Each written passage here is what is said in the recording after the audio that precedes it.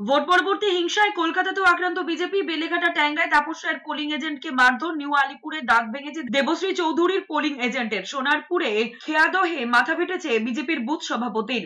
ভাগনা ও agent ছিল বিজেপির। আমার ছোট ছেলে 19 বছর বয়স, ছোট্ট একদম বাচ্চা ছেলে, ও আমাদের সঙ্গে ছিল। কালকে ভোট দিতে গেছিল, প্রথম ভোট ওর। এবারে তো বাড়ির নিচে যখন এসে বসে থাকি তখন এসে ভোমবলের নেতৃত্বে স্বরূপ বিশ্বাসের নির্দেশে, একদম স্বরূপ বিশ্বাস ছিলেন ওখানে, প্রায় 200-250 ছেলে আমাদেরকে মারধর করে। বেলেঘাটা নারকেলডাঙ্গায় ঘরছাড়া বিজেপির বহু কর্মী সমর্থকেরা। পাল্টা তৃণমূল কর্মীর বাড়ি ভাঙচুরের ঘটনা ঘটেছে বেলেঘাটা নারকেলডাঙ্গায়। বেলেঘাটায় বিজেপি প্রার্থী তাপস রায়ের মহিলা পোলিং এজেন্টকে মেরে মাথা ফাটিয়ে দেওয়ার অভিযোগ উঠেছে তৃণমূলের বিরুদ্ধে। মারধর করা হয় একাধিক বিজেপি কর্মীকে।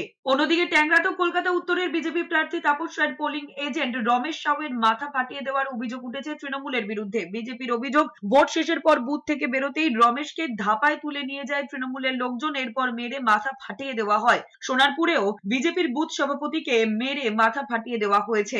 এদিকে ভোটের দিন আক্রান্ত দলীয় কর্মীদের সঙ্গে দেখা করতে যাদবপুরে গিয়েছেন সুজন চক্রবর্তী এবং সৃজন ভট্টাচার্য।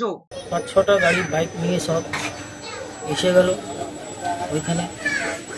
এসে আমাকে মারধর করলো, কিছু ছেলেরা আবার দৌড়ে দৌড়ে আসলো, সব আমাকে মারতে লাগলো। মারার পরে আমাকে গাড়িতে তুলে বলে একটু নিয়ে চল, ওকে আর ছাড়া হবে, ওকে মেরে শেষ করে দেবো, আর একে ছাড়া হবে না।